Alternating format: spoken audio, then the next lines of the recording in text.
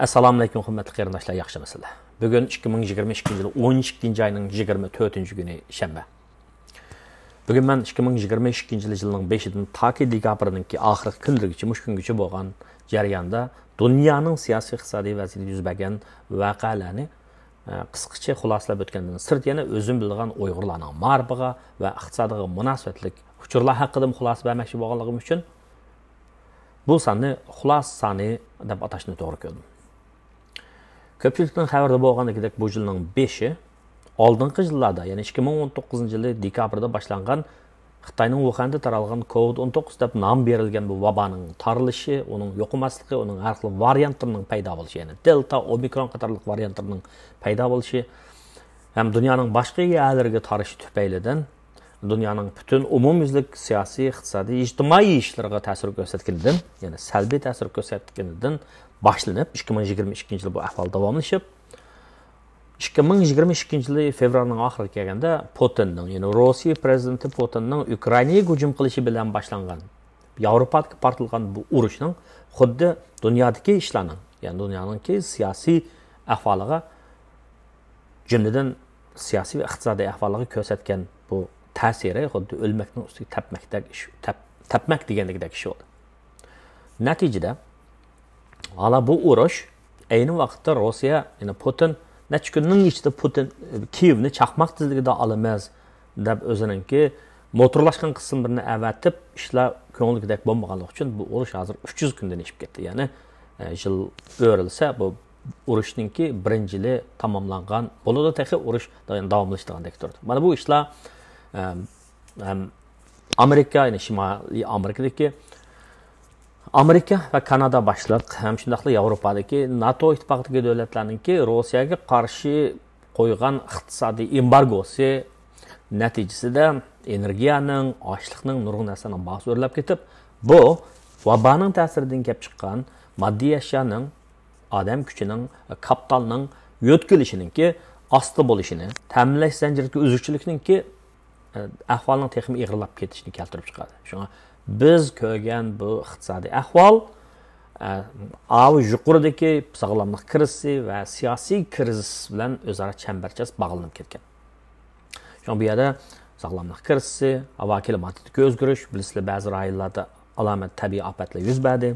Ham shuning bilan birlikda geopolitical crisis, ya'ni jug'rofiyaviy va siyosiy kriz davlatlarning o'zaro sap tutishi, ya'ni hokim mutlaq kuchlar bilan mustabid kuchlar bilan demokratik kuchlarning bir-biriga ro'baro turishi natijasida dunyoning siyosiy vaziyati 2022 yili ro'baro turish, ya'ni qarshilashish, ya'ni ikki tuzum, ikki xil qimmat qarashdagi davlatlarningki, jamiyatlarningki bir-biriga ro'baro turishi bilan og'irlashdi.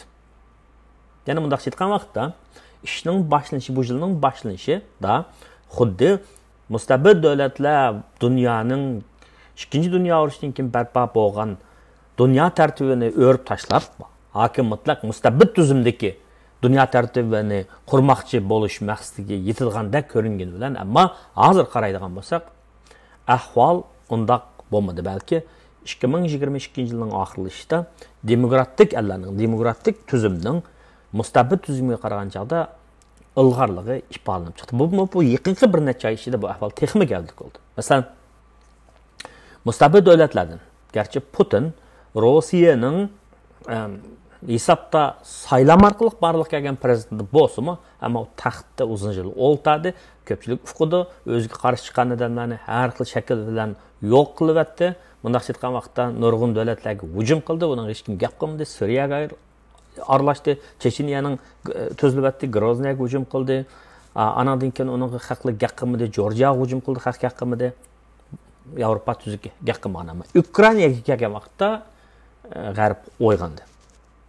Ya'ni Putinninki bu xil Char Rossiya vaqtidagi imperiyani barliq keltirish tushi hozir kun-pay-kun bo'lashga boshladi. Ya'ni demokratik kuchlar ittifoqlashib bo'lmaydiganligini his qilib, Putinning qadamini aslatdi. Hozir mana Putin qanday qilib o'zining hokimiyatini qo'g'dab qilish masalasida, ya'ni Ukrainaning egallab olgan zaminining hozir 60% ni Ukrainaga tortib oldi shu urush qilish orqali. Agar bu urush yana nima qiladigan bo'lsa, davomlashadigan bo'lsa, bu ishning oqibati Putin uchun, Putin va Putinninki oz sondagi qo'llovchilar uchun foydasiz ahvol bo'lib chiqdi. Bu Rossiyadan iborat bu davlatninki tajovuzchilik urushininki natijasida ko'radigan oqibati yaxshi bo'lmaydi. 2022 yil dekabrga kelgan chaqda biz bu nuqtani texmo ro'shan his qildik.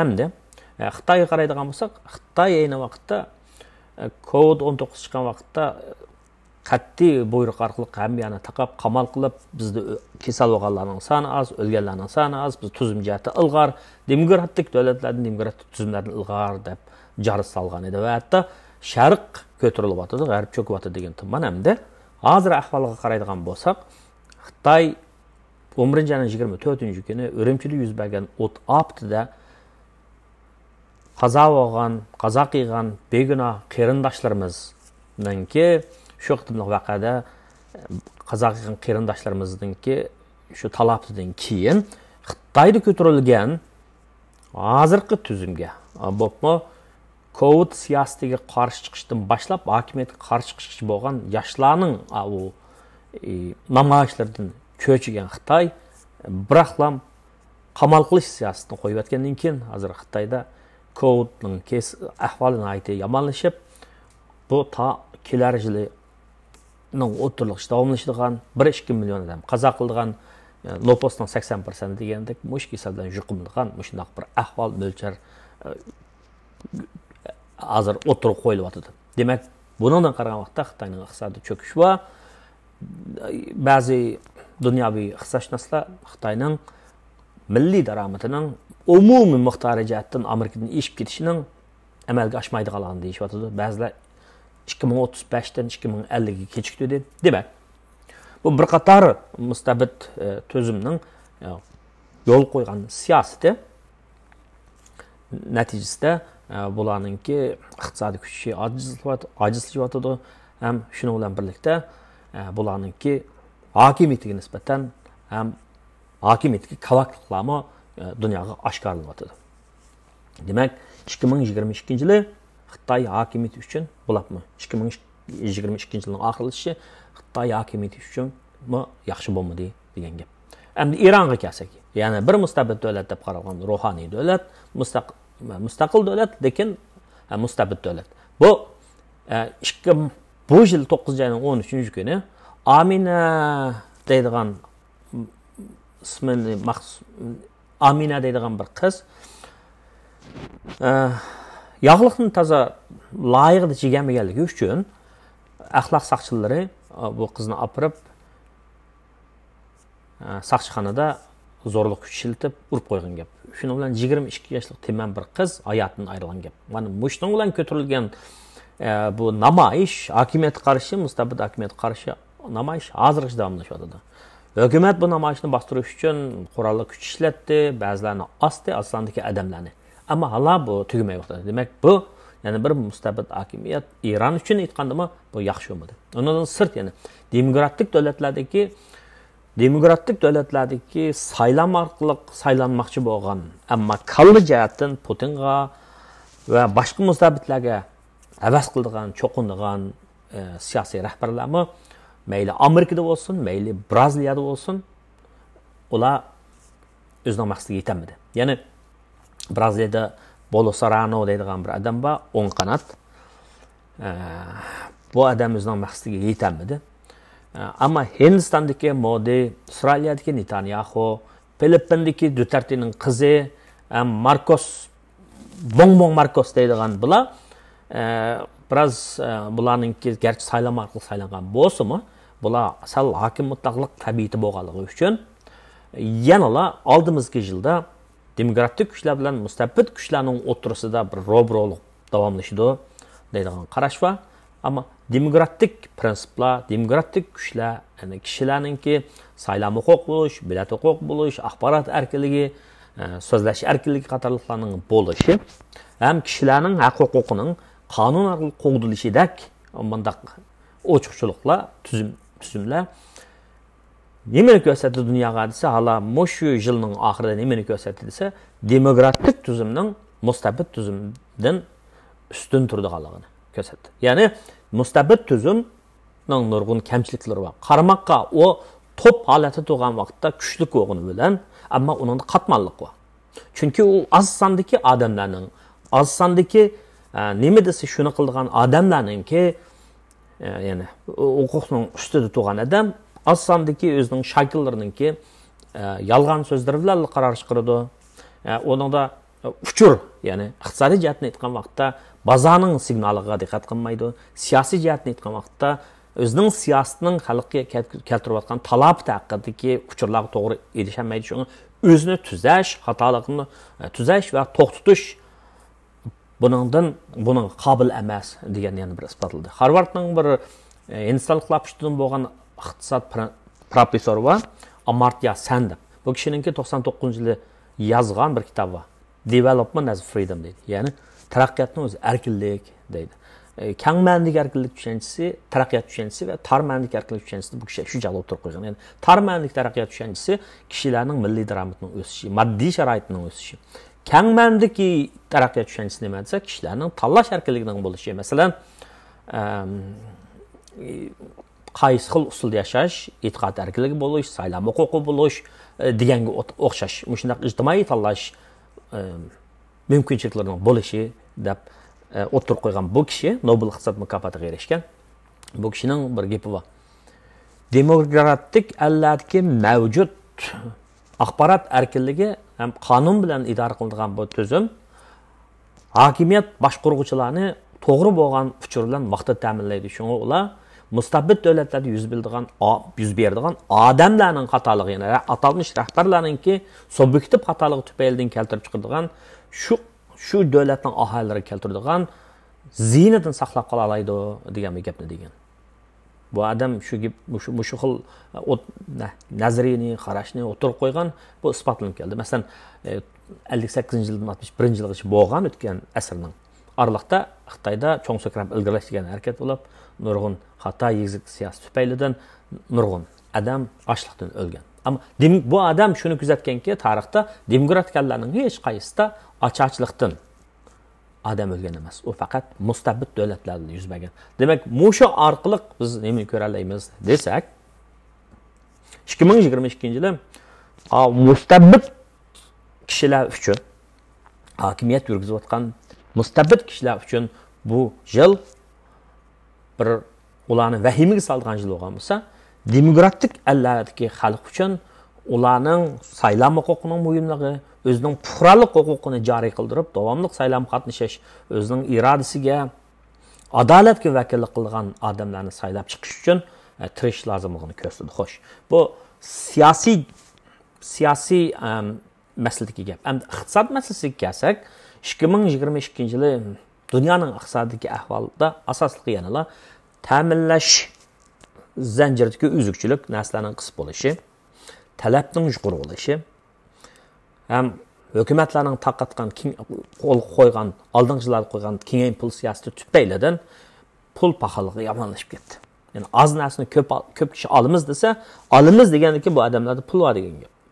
Bu pulning bir qismi hukumatning taqatgan yordam pullarining bir o'z ichiga oladi bu. Undan sirt ta'minlash zanjiridagi narsalar, zanjiridagi uzukchilik moddiy narsalar ham qis qilyapti. Mana bu shuning tufaylida dunyoda umumyuzlik moddiy jihatda qisliq mol bahsining o'rilishi bo'lib, bu iqtisodiyot taraqqi qilayotgan alla va ko'tarilayotgan iqtisod ko'tarilayotganlardagi xalqning turmush saviyasini, moddiy turmush saviyasini tuvaltyapti. Albatta, moddiyatdagi bu xil ojizlik ma'naviyatga ham ta'sir qiladi. Amerikaning iqtisodini bilsak, Amerikaning iqtisodida ahvol men izchil deb kelyapman, bak qo'rqinchli bo'lmadi. Bu yillik yangi statistika, bu oylik yangidan chiqqan statistik uchur shuki, 7-oy bilan 9-oyda Amerikaning iqtisodi 3,5 milliy daromad yilga o'tir hisoblan 3,12%lik surat bilan oshgan. Esinglarda bo'lsa kerak men shu kanalni anglaydiganlar. Birinchi fasl va ikkinchi faslda Amerikaning iqtisodi keyinga chekingan, manfi oshgan, manfi bo'lganda, oshmaganini aytgan vaqtda keyinga chekingan. Ammo 3-faslda Amerikaning iqtisodi 3,12%lik shuna oshgan. Demak, bu texniklik jihatdagi Amerikaning iqtisodi chekinish bo'ldi, recession bo'ldi degan aql qarashni o'rib tashlaydi degan gap. Hozirgi 10-oydagi Şu istimalçılarınki, ahalilarning istimal saviyasidan qaragan vaqtda 10-oyda, 11 oyga qaragan chaqda yaxshiroq bo'libdi. 4-faslda Amerikaning iqtisodi 1% bilan 1,5% atrofida oshidi deydi. Demak, bu nimani tushuntirdi desa, Amerikaning iqtisodi texnik chekinish bosqichiga kelmadi degan gap. Chekinish bosqichiga kelmadi degan gap. Ammo nimishki bu pay cheki bozorlar yaqinligi yaxshi emas deganda iqtisodning umumiy ahvolininki ma'qul, umumiy badanning butun sog'lomligi har bir badan a'zosiniki sog'lomlik bilan chambarchas bog'langan bo'ladi. Shunga Uyg'urlarda qayoqsi jon shuhada degan gap bor. Iqtisodning umumiy halqisida, umumiy faoliyatlarda azroq chatoq chiqsa, u barliq narsalarga ta'sir ko'rsatadi degan gap. Ya'ni mana shunday bo'lganligi tufaylidan, ya'ni pul pahaligi peshib ketdi. 40 yildan buyon eng yuqori holatga ketdi. 9% chiqib ketgan 6-oyda. Hozir bu 7,7% ga tushdi. Lekin bu yanada yuqori. Odatda normal qabul qilib bo'lgan pul pahaligining nisbati malbasi yiliga 2-3% oshsa, buni qabul qilindi. Tabiiy deb qaraymiz. Chunki siz odamlarning maoshini o'stamisiz bo'lmaydi. Shunaqa anadan keyin sizga bir narsa sotgan odam o'zining melining bahosini ozroq o'stamisimaydi. Shu 2-3% atrofida bo'lsa muvaffaq degan gap edi. Ammo bu 9% bo'lib ketganda, shunga bu yilning o'zida 6-7 qatim Markaziy bank o'simni o'stiryapti. Amerikaning emas, boshqa Kanadaning-mi, boshqa yaningmi shundoq. Turkiyadan boshqa davlatlarda umuman o'simni o'stadi. Buningdan maqsad kishilarningki iste'molini azroq asıltış. Bundaq tutgan vaqtda bahoni tushirish. Bular dediki, o'ylaydi, agar men iqtisodda o'sim nisbini o'stasak, bu iqtisod qanday ta'sir ko'rsatadi, buni qiyos qildi, faraz qildi, har xil modellar orqali o'lchaydi. Bularning maqsadi pul pahaligini 2-3% ga tushirish edi. Ammo iqtisod birinchi faslda, ikkinchi faslda manfiy bo'ldi. Shunaqa. Hamda 3-faslda musbat bo'ldi. Musbat bo'lganda bu nimani tushuntirdi desa, Amerikaning iqtisodiy ish yutibdi, pul pahaligini haqlari pul bor ekan, o'simni yana o'starsak bo'ladi ekan, deydi. Bu o'simni o'stiralasa tijoratchilar degan yoki xususiy tijoratchilardan tartib shirkatlashgan igilik tikiluvchilargacha hammasi bu o'sim nisbatiga qarab turib, o'zininki tijoratni kengaytirish, taraytish buni belgilaydi. Masalan, ular ba'zi kapital yig'ish uchun zaym taqtiga ish va qarz oladigan ish va o'sim bak yuqorilab ketsa, ular qarz ololmaydi, yangi odam ololmaydi, yangi texnik ijod qilishga pul sarf qilolmaydi degan gap. Mana shunaqa ahvolda nima bo'ladi desa, qaragan chaqda bular yana Markaziy bankka ma'qul iqtisodning o'sishi Markaziy bankininki ya'ni o'simni o'stirishdan derak ko'rildi bo'lsa, Amerikaning iqtisodi kelar yili 1-fasl hatto 2-faslgacha yaxshi bo'lishdan eg'iz ochiq olmaydi. Ya'ni kelar yili kam deganda yana bir yarim yil Amerikaning iqtisodi yaxshi bo'lmaydi degan gap. Bu nimadan derak berdi desa, oldimizdagi hozir texnik shirkatlari adam qisqartirib tushadi, Meta, Facebook, Meta adam qisqartdi, necha mingni, Amazon adam qisqartdi.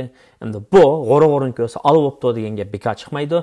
Boshqa shirkatlarga ta'sir qildi. Bular atog'in texnik shirkatlardan adam qisqartdi.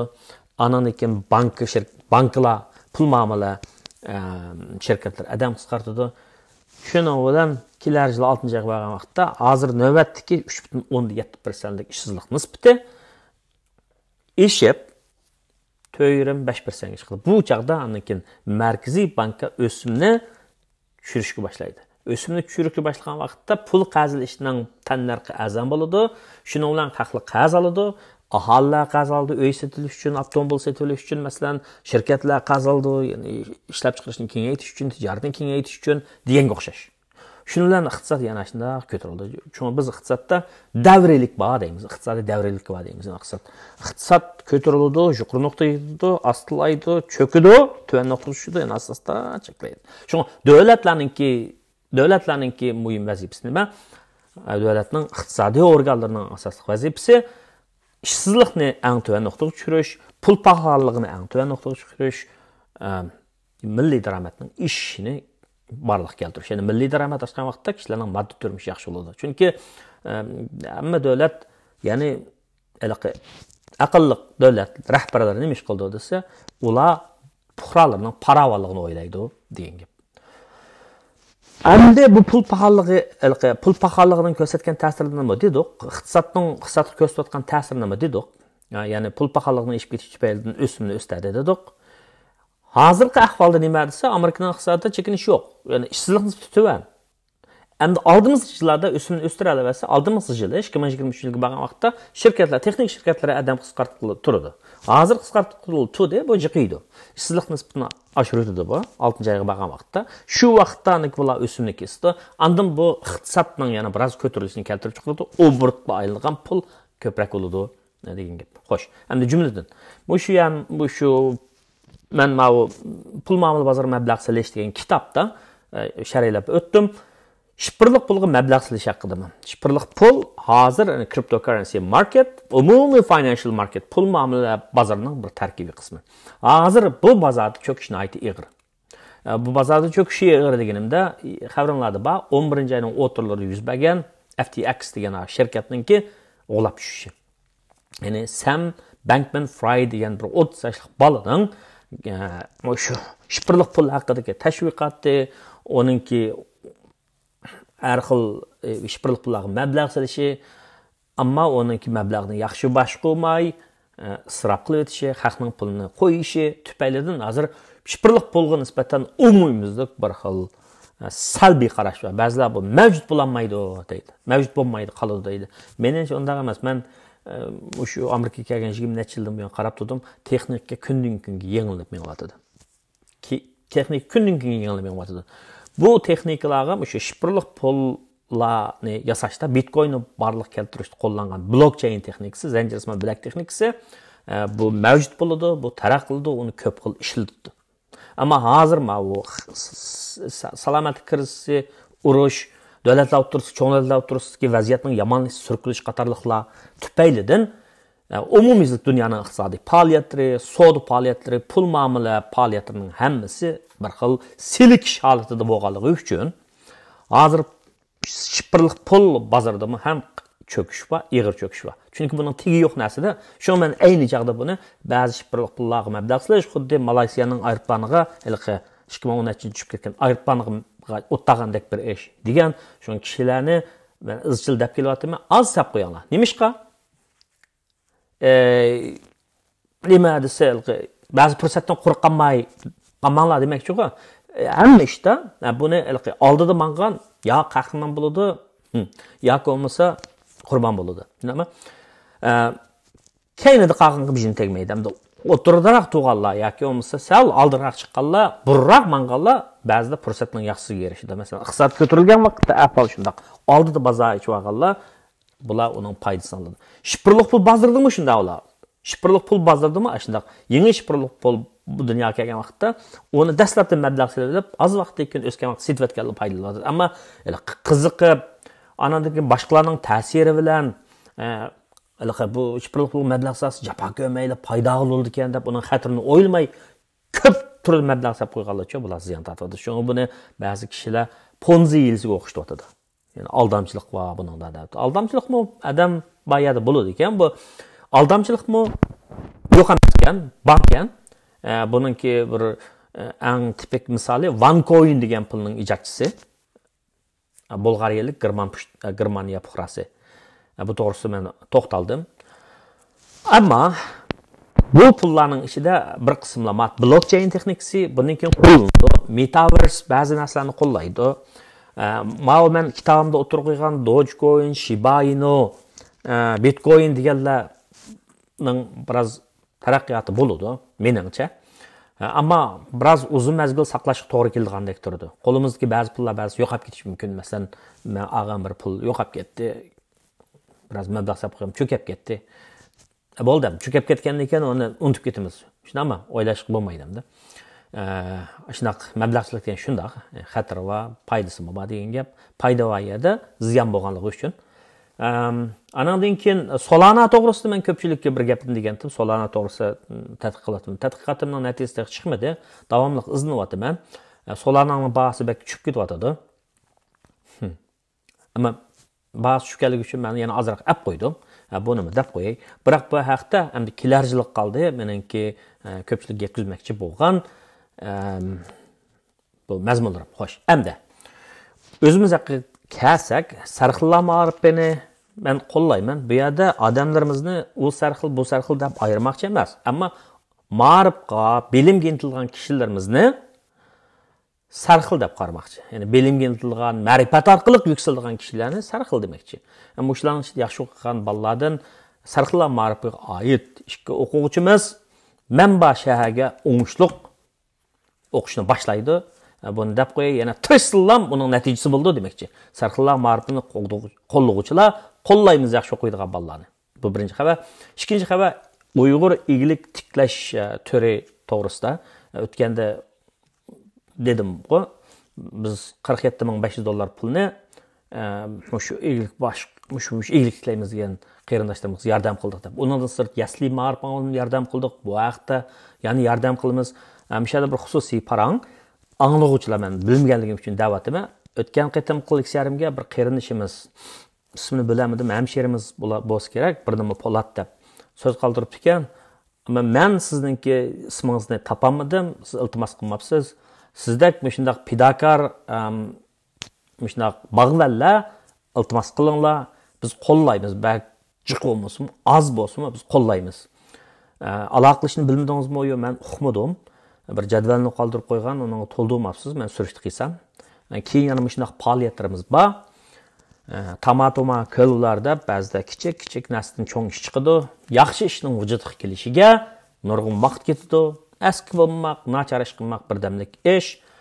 Shunga qarindoshlarimizning 2023-yili davomli bolalarni yaxshi o'qitishini, anadan keyin igilik tiklash iddiasidagi qarindoshlarningki mush saati davomli tirishishini, ananki o'zining mahsulotlari bo'lsa, shuning mahsulotlarining sifati va nimaligi to'g'risida hozirdan boshlab tanlanglarda bir o'y, xiyolning bo'lishini umid qilamiz. Bu masalani bekor o'tirib qo'ymadim. İnşallah 2023-yilga borgan vaqtda bu to'g'risida sizlarni ko'plab uchur bilan ta'minlash, shuning bilan birga sizlarga yordam qilishning ko'ydi bo'laman ham bo'lamiz. Hammanglarningki yangi yilning yaxshi boshlanishini Janob Allohdan tilayman. Amin. Rahmat.